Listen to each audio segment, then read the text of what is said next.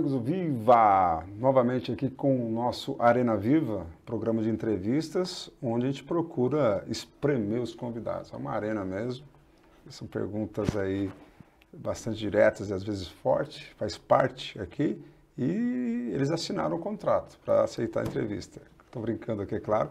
Estou recebendo aqui hoje o Dr. Rodrigo Cerqueira. Rodrigo, tudo bem? Muito prazer, André. E o Dr. Anderson Bernardo, tudo bem, Anderson? Tudo bem, prazer, André. Eles são membros, né, da Comissão de Trânsito da OAB de São Bernardo. Quero começar aproveitando, vocês mandarem um abraço para o Bertanha, lá, que é o presidente da OAB. E é muito importante nós trazermos, né, os doutores aqui para falar sobre o Maio Amarelo.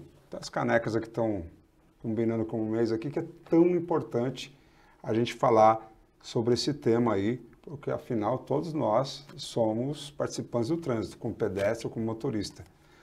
Dr. Anderson Bernardo, o que a OAB está propondo aí, né, nesse mês importante? Quais são as atividades que vocês vão trazer para a conscientização aí dos participantes do trânsito? Então, André, eu quero agradecer a oportunidade aqui, primeiramente, né, estarmos aqui no programa. Eu sou membro da Comissão de Trânsito, junto com o presidente, que é o Rodrigo Cerqueira, e mais é conscientizar as pessoas, né, André? É igual você falou o que a gente veio trazer aqui para alertar as pessoas, conscientizar as pessoas que ainda continua valendo, as pessoas que fazem o uso do celular dentro de um veículo, as pessoas que fazem dentro de um veículo, aproximadamente, elas estão dentro de um veículo, elas tomam infrações que elas se esquecem que há outra vida, né? Porque nós temos que entender, o presidente aqui, ele vai relatar mais aqui que ele é o presidente da comissão, mas eu como na comissão, a nossa prioridade é conscientizar a população que o mês amarelo, que é o de trânsito, para conscientizar o trânsito, ele está aí, a gente está com projetos e planos, o presidente vai passar aqui para vocês, vai conscientizar as pessoas que por trás de um veículo, por trás de um volante, sempre tem uma vida, uma pessoa que quer voltar para casa, que é um pai, uma mãe. É necessário conscientizar o povo, um trabalhador, aquele que vem do serviço, aquele que vai trabalhar, que o carro necessariamente é um veículo para que ele possa trabalhar e voltar para a sua família. Então, o principal é conscientizar que há uma vida por trás do volante. Tá certo. O presidente Rodrigo Cerqueira, daqui a pouquinho eu vou fazer uma pergunta, doutor, que é uma pergunta que muita gente tem interesse em saber, inclusive eu também, né, quero dissecar sobre isso aí, mas vai responder depois. Isso aqui é aquela que a gente deixa o pessoal ficar na expectativa. Se radares, né, educam o motorista de fato, se há estudo em cima disso aí, né, qual a tua visão a esse respeito aí. Sim. Mas antes disso, eu gostaria de questionar, de colocar, né, uma pergunta em relação ao trânsito, os motoristas, né, bem educados, gera economia também, porque acidente dá despesa para o Estado, para o município, hospitais e tudo mais, dá despesa eventualmente para uma empresa que vai ter ali a falta da mão de obra. É isso mesmo, é uma cadeia ali que, educando o trânsito, todos ganham, doutor? Exatamente. Primeiramente, eu quero agradecer, obrigado, André, sua equipe, pela oportunidade. Quero também agradecer à diretoria do OAB, doutor Bertanha, um grande amigo, juntamente com toda a diretoria. É importante a gente ressaltar que o nosso país, hoje, ele é o terceiro país na classe da quantidade de acidentes. Somos terceiro? O terceiro. É um recorde que a gente não quer. Isso, exatamente. E as causas do nosso país, que está em 8º lugar, é o trânsito, né? Então, tem morrido muita gente de acidente de trânsito. Então, em média, por ano, são 3.035.000 pessoas que perdem a vida em trânsito, em acidentes automobilísticos. Então, é importante a gente ressaltar que os gastos existem por causa dos acidentes, mas o pior gasto que se tem é o gasto da vida, a perda da vida, né? Então, por isso existe... Não tem preço. Exatamente, não tem preço. Então, como o Dr. Anderson ressaltou, são pais de famílias que se perdem, e entre o índice de maior mortalidade no trânsito está o alcoolismo. está beber e dirigir. Então, tem se dado um gasto muito excessivo ao Estado, com certeza, mas a prioridade é a vida. Estamos no Maio Amarelo, que é um mês de prevenção aos acidentes de trânsito, e estamos aqui para esclarecer qualquer dúvida dos nossos ouvintes. O doutor tocou na questão aí da bebida. Os mecanismos, né, hoje que o Estado tem, inibem essa prática tão ruim. Já se sabe, olha, beber não dirija, chama lá no carro do aplicativo, táxi. Os mecanismos hoje que o Estado tem são suficientes ou precisa ir além disso aí? Na realidade, são duas medidas, né, que precisam se tomar. O Estado, ele tem as medidas dele de fiscalização, de multa, mexendo no bolso daquele que dirige, porém, a conscientização, ela tem que vir também de cada pessoa, né? O Estado faz a sua parte e nós, como motoristas, também devemos fazer a nossa parte. Então, é uma cadeia de duas partes, de dois caminhos que precisam andar em conjunto, né? O motorista com o Estado. Então, eu acredito dessa forma. E as campanhas? O Estado está ativo nisso aí? Porque como é que faz campanha, por exemplo, nas madrugadas para quem está saindo das baladas? Coloca o pessoal lá, e olha, se beber não dirija e tal. Como que chegar efetivamente essa mensagem de conscientização? O Estado está cumprindo esse papel ou não? Eu acredito que sempre precisa melhorar, né? Sempre precisa avançar, né? Existem muitas fiscalizações hoje acerca de bafômetro e essas questões da bebida em si, que muitas vezes tem tirado até a vida de inocentes, né? Mas o Estado tem feito a sua parte, talvez poderia se dedicar mais a essa questão do trânsito, não só no mês de Maio Amarelo, né? É uma coisa que ela é corriqueira, precisa sempre ter uma supervisão e estar sempre acompanhando e outra, educando, né? Educando os motoristas, que nem sempre é da forma que está sendo executada, mas precisa-se de uma execução e um trabalho melhor também do Estado. Anderson, deixa eu fazer uma pergunta para você. Não sei se tem reparado aqui mesmo, nesse bairro aqui onde está o Viva, eu fico olhando aí onde tem as faixas de travessia de pedestre, poucos motoristas respeitam. É tão básico. Nós somos motoristas mal educados hoje no Brasil. Qual que é a avaliação que você faz? Porque eu acho tão básico você parar numa faixa ali e acaba tendo esse problemão. Qual a visão de vocês em relação à educação do motorista? Ele está mal educado no Brasil mesmo? Então, André, visando o que você falou, as faixas, se você nota, você está falando aqui em Santo André, né? Mas se você notar por aí, já tem lugares que não tem farol. Você vai na Kennedy ali em São Bernardo, a Kennedy ali ela não tem farol, ela não usufrui do farol. Mas isso é um tempo para conscientizar e educar o cidadão. Mas lá é uma boa faixa, né? Então ele tem que ir ali ajudar mais só também. Só que acontece, e isso é no assunto que eu ia entrar, só que as faixas são diferentes que aqui, são lombo faixa. Igual você falou, são maiores, e eles têm que se conscientizar. Outra situação, igual o doutor falou aqui, sobre educação no trânsito, o que poderia mais o Estado em si trazer mais propagandas, não só porque é o mês de Maio Amarelo, mas o Estado deveria trazer muito mais, uma educação maior, seja em programa de televisão, seja em rádio, televisão, para alertar os motoristas, como a gente disse aqui, para que eles venham se conscientizar que há uma vida, como eu disse aqui. Só que o que acontece com o farol, voltando no assunto que você falou, sobre o farol, sobre a faixa, e isso vai de cidade em cidade, e de estado em estado. Você vê que, como eu citei aqui, lá na Kennedy tem a lombofaixa, só que aqui não tem, mas para isso... Em Santo André, em alguns lugares tem também, mas eu acho que deveria ter mais. Em Santo André eu ainda não vi, você está falando aqui que tem, deveria ter mais. Só que a culpa, né, nem digo a culpa, mas a responsabilidade seria da cidade, de um programa.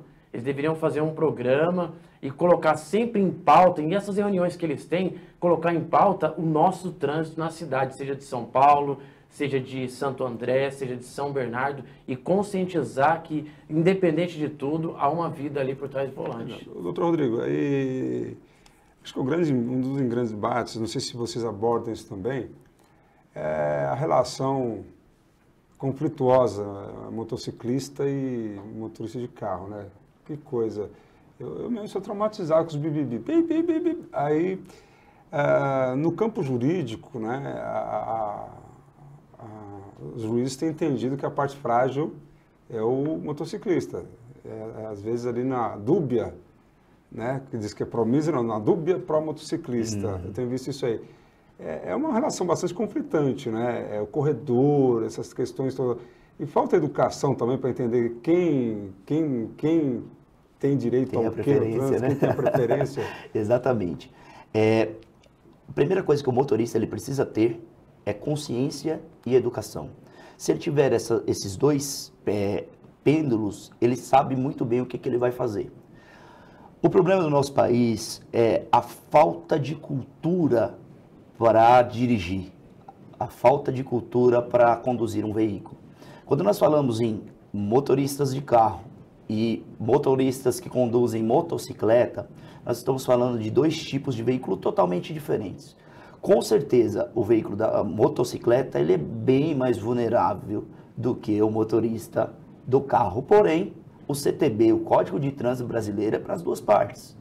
Então, cabe o bom senso do motociclista e cabe também o bom senso do motorista, né? O problema maior que eu vejo é a forma dos dois Já se implantou uma cultura do embate, é isso? Isso.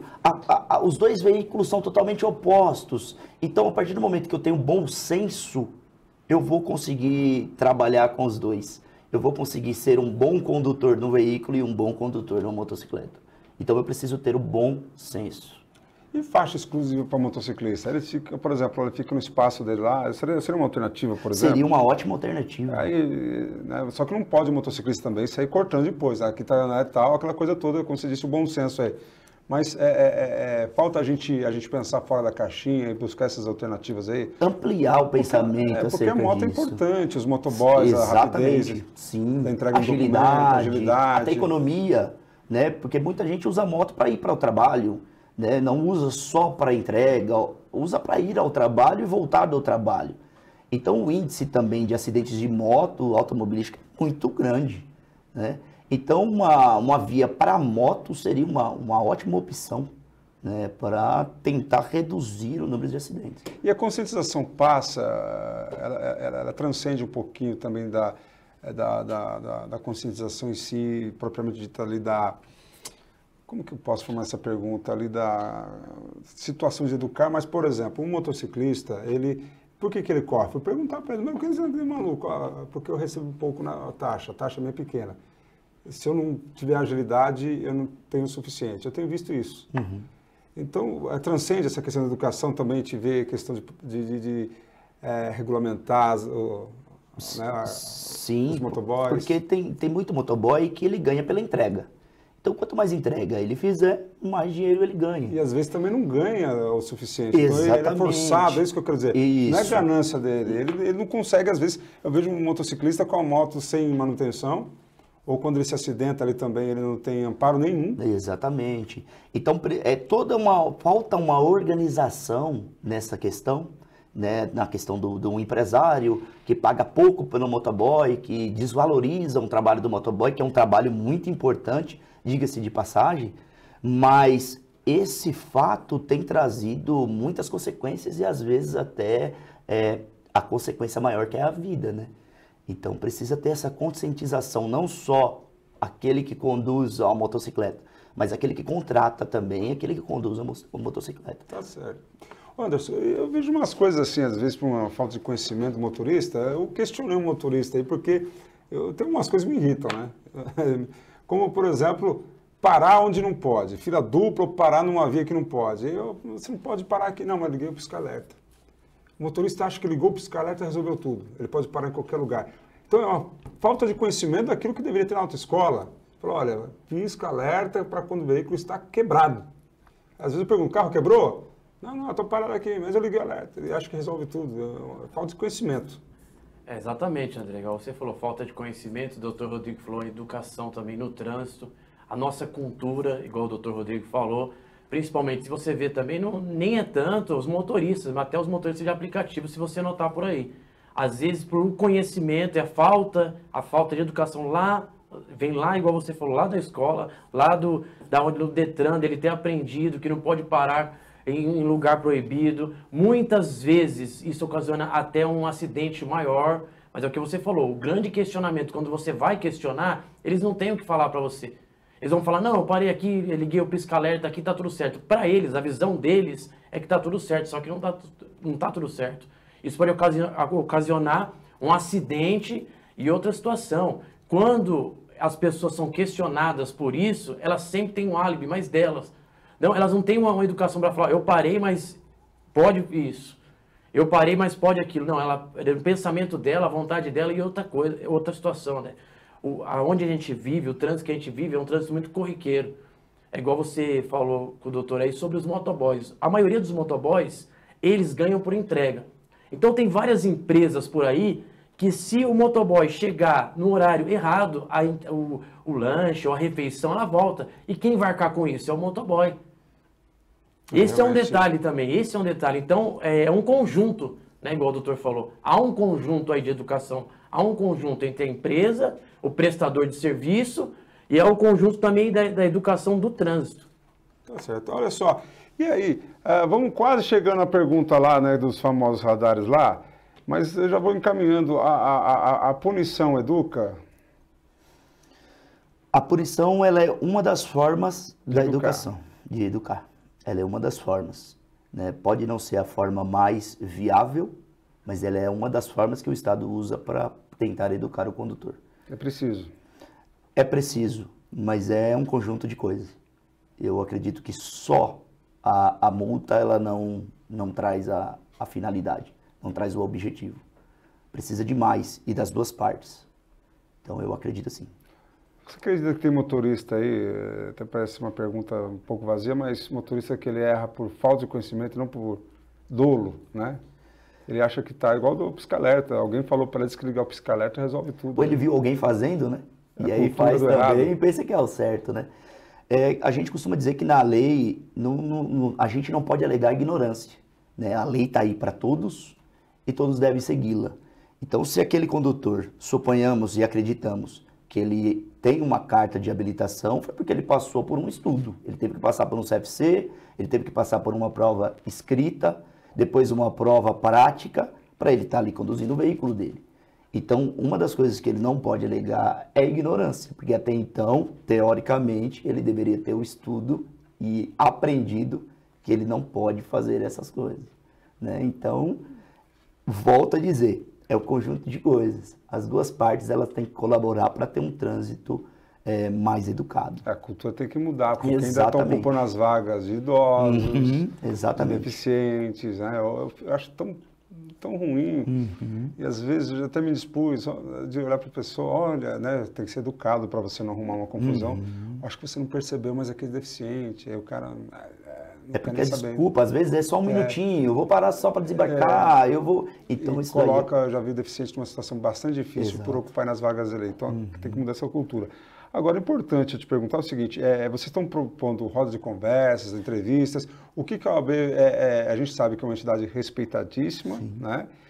Mas o que se está se propondo nesse mês aqui, em prol de a gente refletir, mês de conscientização, né, o Maio Amarelo? Tivemos um evento semana passada. Me convidaram, hein?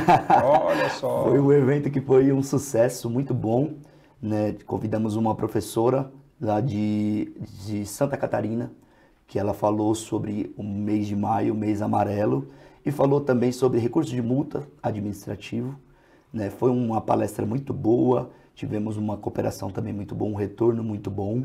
Isso dentro da estrutura da OAB lá? Isso foi via virtual. Virtual. Foi via virtual, fizemos a divulgação também no site da OAB. Então a OAB tem trabalhado, principalmente nesse mês de maio amarelo, para a conscientização das pessoas. E preparar também os advogados para que eles sejam difusores, é isso? Exatamente, porque o advogado, a sua grande parte também é condutor, né? Então nós trabalhamos sempre com advogados que são da sua grande parte, condutor. E ele pode também passar a mensagem da conscientização. Exatamente. Essa, clientes, essa é a intenção da OAB, da Comissão de Direito de Trânsito, conscientizar os advogados, que dos advogados vão conscientizar os seus familiares, e dali vai fazendo uma cadeia de conscientização para tentar uma melhoria no trânsito.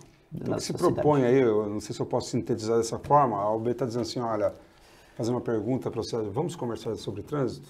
Porque às vezes as pessoas não conversam de futebol, conversam de tudo, de política, mas vamos conversar sobre trânsito? Trocar ideias, realmente, eu acho que seria esse o caminho? É importante. Também seria o caminho, seria importante também, né? Uma conversa, anúncios, palestras acerca do assunto, isso sempre é muito importante e é essa visão que a Comissão de Direito de Trânsito ela tem, conscientizar as pessoas, ensinar quem quer aprender, tentar educar aqueles que são mal educados, né? Mas a função da nossa comissão é auxiliar para um trânsito melhor na nossa cidade. Isso aí. E vem a querida pergunta, mas do odiado radar.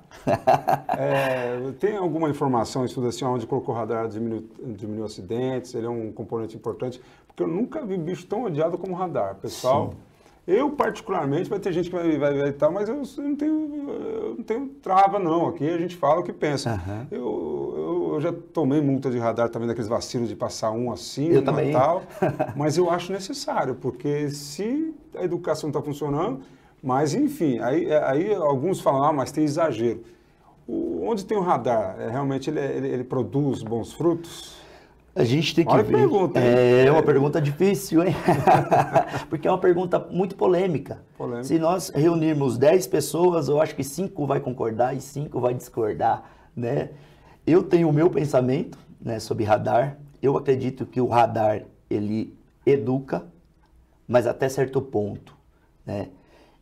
Eu já vi casos de pessoas frearem num radar a 40 e quando passarem o radar já estarem a 70, 80, né? Então, é discutível esse assunto. Eu sou a favor dos radares, né? Especialmente em frente de escolas, em ambientes que você tem mais vulnerabilidade, pessoas com mais vulnerabilidade. Eu sou totalmente a favor. Eu sou contra totalmente ao abuso, né? Existem casos que a lei proíbe o radar escondido, o radar que é de surpresa, atrás de árvore, atrás de placa. Então, eu sou totalmente a esse tipo de abuso. Tem uma cidade do Alto Tietê aí, que aí eu posso também falar que por esse tipo de uso do radar que se questiona, né? Mas na mesma rodovia, ele é assim, ó, 30, 50, 30, 50, e não tem motivo. O ambiente é igual, as margens são iguais. É uma cidade do Alto Tietê, onde tem muito japonês, não vou falar o nome da cidade. Sim. Mas no consciente do motorista é difícil. 30, 50, aqui é 30 ou 50. Aí já foi. Exatamente. Então, essa falta, às vezes, talvez, de clareza na coisa... Existem cidades próximas da gente que é assim. Você está na via, ela é 100. Aí, de repente, ela vira 80, depois vira 60, depois vira 100 de novo. Então, o motorista já não sabe quanto que é a velocidade. Tem que prestar atenção, eu sei. Exatamente. Mas em trechos curtos, inclusive, ali é olha, vou te falar. Ali exatamente. Então, eu sou totalmente contra a má fé. Se a intenção é educar, eu sou a favor. Mas se a intenção é tirar dinheiro do motorista, agir de má fé, eu sou totalmente contra. É ruim porque descredibiliza até o próprio instrumento, exatamente. A própria ferramenta, né? Bom, nós já estamos chegando ao fim aqui dessa entrevista super interessante, mês de maio amarelo, que não seja só uma coloração do mês, mas que todos nós venhamos nos conscientizar. Quero agradecer ao Dr. Anderson Bernardo, ao Dr. Rodrigo Cerqueira também por ter vindo aqui, agradecer ao OAB de São Bernardo. E é isso que se espera da OAB, né? Sempre presente em todos os setores da sociedade aí, do trânsito também vocês estão fazendo um trabalho muito legal de conscientização. Conte com a gente aí. Quer falar mais alguma coisa, doutor? Eu quero agradecer você, André, a sua equipe, a oportunidade. Minha esposa falou, fala pro André que eu gosto muito dele. Puxa, então, Daiane Cerqueira tá me mandando um abraço. Um abraço para a Daiane Cerqueira. Isso, muito obrigado de Mas coração. É um fenômeno que acontece no Viva, 70%, olha, está falando também, hoje encontrei com pessoas, olha, minha mãe, então, 70% das mulheres, dos nossos seguidores, né, do 1 milhão só nessa página do Facebook, ou das outras páginas também, 70% são mulheres. Isso. Acho que a mulher tem mais paciência de escutar. Eu acho que ela falou, às vezes ele me faz raiva, mas eu gosto dele. Porque eu já até sei, a reclamação é única, ele demora para dar notícia. Mas é que se a gente entrega, né, igual quando você namorou o doutor Rodrigo, o beijinho depois, primeiro, né, ter que cortejar, aquela coisa que tudo que é muito fácil, né? Então, se a gente entrega a notícia de imediato, a audiência vai lá para baixo. Então, tem que fazer um pouquinho, às vezes, de cera. Eu confesso para vocês, estou aqui diante de dois homens que estão sempre próximos da justiça. Confissão. Mas é a estratégia aí, às vezes tem que usar para segurar a audiência. E a audiência também é rotativa. Se você fala, dá a impressão que daqui 2 minutos entra outra pessoa, já não viu o principal da notícia, a gente está dando os complementos, e ela não viu. Então, a gente tem que ir fazendo, segurando ali para o maior número de pessoas alcançar a informação. Mas muito obrigado aí. Eu agradeço a diretoria do OAB também, doutor Bertanha, muito obrigado. E estou sempre à disposição, o OAB está sempre à disposição. Muito obrigado, então, doutor Anderson Bernardo, o nome de advogado você tem. André, quero agradecer você, ao programa, a todos aqui pela recepção maravilhosa que a gente tivemos aqui. A dizer para você que o Viva, ele tem levado sim a notícia às pessoas, ele tem ajudado principalmente o ABC, que é São Bernardo, que nós somos de São Bernardo do Campo. Prepare um café especial para esse homem, depois dessa. As pessoas têm sim visto o seu trabalho, entendeu? Eu creio que Deus vai continuar te abençoando grandemente. Amém. Às vezes a gente conversa no WhatsApp aí, muitas situações que a gente chamou a sua equipe para ir lá no bairro, você foi, né? E foi solucionado. Quero dizer que as críticas vão vir mesmo, porque qual é a árvore que não dá fruto, que não é lançada pedra, né? Então a gente quer agradecer aqui, né, pela sua equipe e dizer que a gente estamos abertos, né, doutor Rodrigo? A Comissão de Trânsito da OAB está aberta para você que quer conhecer, você que quer saber, você também parcerias, né, doutor Rodrigo? Somos abertos com parcerias, claro. E eu quero tomar a frente aqui do presidente para dizer que o próximo evento você está convidado, André. Próximo evento, a sua equipe está convidada. Sim, com certeza. Ele não chora no mal, reclamei que não... tá certo. Bom, então quero agradecer, sabe né? Quero agradecer. Que a gente é querido lá, o pessoal da OAB, nós tivemos alguns eventos lá. E vamos fazer mais coisas. Nesse mês ainda, vamos estar junto aí, porque é o mês do Maio Amarelo, de conscientização, precisamos fazer mais coisas. E já fico à disposição de a gente fazer mais algumas atividades esse mês aqui, tá bom? Pode contar conosco. Doutor Anderson, muito obrigado. Muito obrigado. Doutor Rodrigo, muito obrigado. Muito obrigado, foi um prazer. E muito obrigado a você que acompanha sempre o Viva. Esse foi mais um Arena Viva. Um forte abraço e até a próxima.